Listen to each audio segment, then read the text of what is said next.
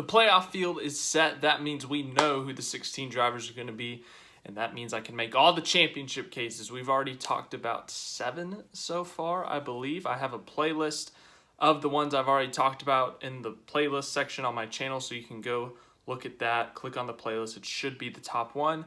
But yeah, we've talked about 7 drivers so far. Today we're going to talk about the 8th driver. He's currently the 7th seed in the playoffs. He was not locked in until quite literally the last minute. It took him up till the last couple of laps at Daytona to lock himself into the playoffs. We were talking about Ryan Blaney. Blaney, of course, was in a tight points battle with Martin Truex Jr. Both of them were in the top 5 of the regular season standings, but because there were so many different winners, it came down to those two who could get the most points. And Blaney edged out Truex, of course, despite getting in an early wreck at Daytona. And now he's in the playoffs. Blaney has been extremely consistent this year. As I said, no wins, but he did win the Texas All-Star race, and that may be important because Texas is a playoff track. But yes, other than that, no wins, which, you don't get a lot of playoff points for that, so that does hurt his case a little bit. But he does have 8 top 5s and 12 top 10s. He's led 417 laps, and he has 5 stage wins. So he has gotten some playoff points through the stage wins, finishing high up in the regular season standings. So yeah, as I say with every other driver, get as many playoff points as you can, that whole thing, because playoff points are important. Currently, as I said, he's the 7th seed.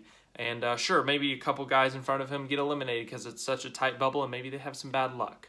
But you never know. It's the NASCAR playoffs. But let's look at the schedule. We've talked a little bit about his 2022 season. Let's look at the playoff schedule, go round by round and race by race of why Ryan Blaney can get to the championship four and eventually potentially win the championship.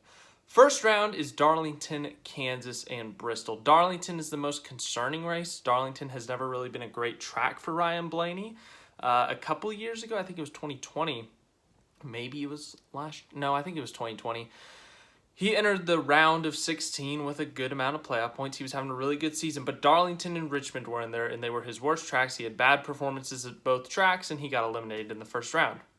However, he has done better at some of these tracks, Richmond especially, as of the last couple of years, but Darlington still is one of his worst tracks. He finished 17th there in the spring. Couldn't tell you if he led a lap there. I wouldn't be shocked if he hasn't. For some reason, Darlington just is not one of his best tracks. However, Kansas and Bristol, I think he will be good at. Kansas, he was the 2nd highest, finishing Ford in 12th. So yeah, Ford wasn't great there in the spring, but Blaney himself has had some good runs at Kansas before. He's had a few top 5s. I think he's led some laps, maybe even won some stages. So he's done well at Kansas before, and if Ford can pick up their speed a little bit at the intermediate tracks, especially Kansas, I think he should run well there. And as for Bristol, Bristol and Texas are Blaney's 2 best tracks that he has not won at, and they are back-to-back. So Ryan Blaney, I could very well see winning Bristol. The Fords have looked good on the short tracks. You look at Logano, led a ton of laps at Richmond. Logano, I think he finished runner-up at Martinsville in the spring. So Ford has looked good at the short tracks. Heck, Ryan Blaney at Phoenix. I know it's not like a real short track, but it races kind of like a short track. And Blaney did really well there in the spring, which will also play important later. But I think Blaney does good enough at Bristol and Kansas, even if he has a mediocre, even maybe a bad Darlington race. There will be enough guys below him that will also have their problems that Blaney should make it through the first round. So Darlington's a big concern. Other 2 races, I actually think he should be fine in. The second round is, as I've said for everyone else, it's weird. However, with Blaney, I like this round for Ryan Blaney. As I said, Texas is one of the best tracks he has not won a points race at. Of course, he won the All-Star race, but he's led numerous laps at this track, hundreds of laps. He's won stages, he's dominated races, but he just can't get it done. Whether it's a poor timed caution because Quinn Houff tried to pit from the 3rd lane when he was 13th a lap down during pit cycle, whether it's mixed strategy at the end of the stage that puts him back in the field, he gets in a wreck. For some reason at Texas, Ryan Blaney will be doing incredible, lead tons and tons and tons of laps, but he just can't get it done because bad luck. I mean, heck, even the Texas All-Star race, he almost lost because of bad luck, because apparently the All-Star race rule is even if there's during the white flag there's a caution, you do another restart. Like, he ended up holding on, but Texas, he just can't find luck. He really can't. I don't know why, but he can't. He's done so good there. He's won so many stages, led so many laps, but I could very well see him winning again at Texas in the fall. I think he's going to be competitive. I think he's going to be up there with the Toyotas, who have been especially strong on the intermediate tracks. I think his teammates will be up there. They did really good at the All-Star race as well. So yeah, I think Texas is a really good racetrack for Ryan Blaney. I could see him potentially winning this race, and even not, I could see him running top 5, getting a lot of stage points. As for Talladega, Blaney is one of the best super speedway racers in NASCAR. He has won at Daytona. He has 2 wins at Talladega.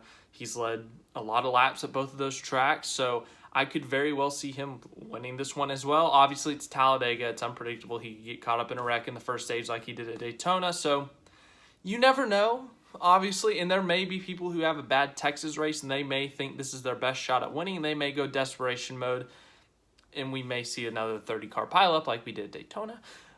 But still, if Blaney does good enough at Texas and he can just get enough points at Talladega, I think he should be fine for the Roval. And even if not, he's won at the Roval before, won there in 2018. He's had some good runs there, and he's actually a decent road course racer at times, but I think he'll do enough in those first 2 races. I honestly do. I could very well see him winning Texas again. I could see him winning Talladega. He's good at those first 2 tracks that I think he does enough that he doesn't really need to worry about the Roval.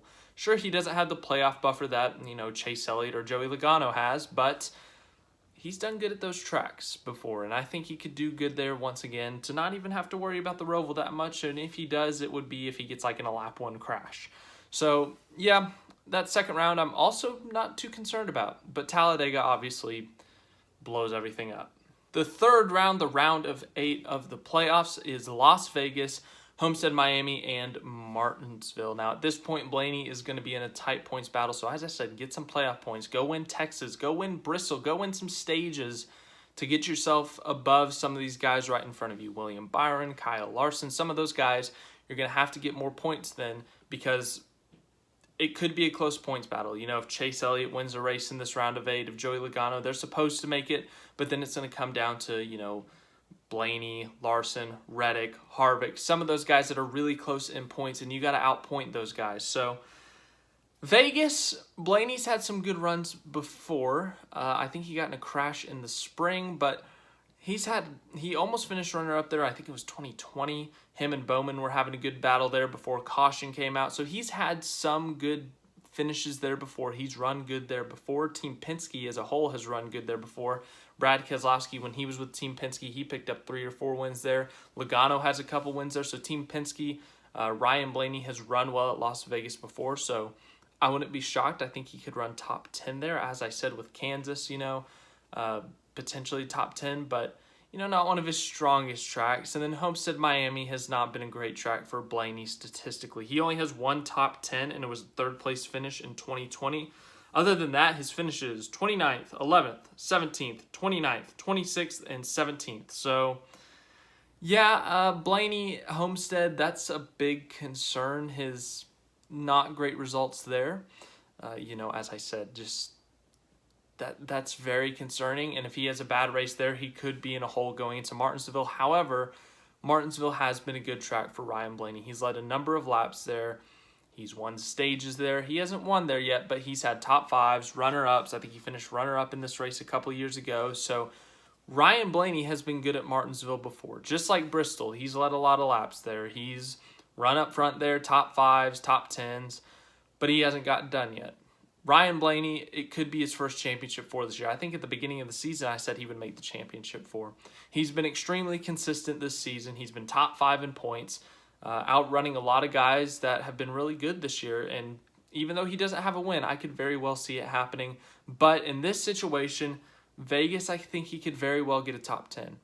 As for Homestead, that's a little bit more of concern, and I think he would be below the cutoff line entering Martinsville. I don't know how big the gap would be. It obviously depends on what others are doing, but I think it's possible to overcome a points gap, but it would be very difficult. He'd have to do really good in the stages. He'd have to outduel guys like Chase Elliott, his teammate Joey Logano, some guys who are really good at that track, Denny Hamlin. So that may be a little bit tougher, but if it came down to a must-win, I could actually see this happening.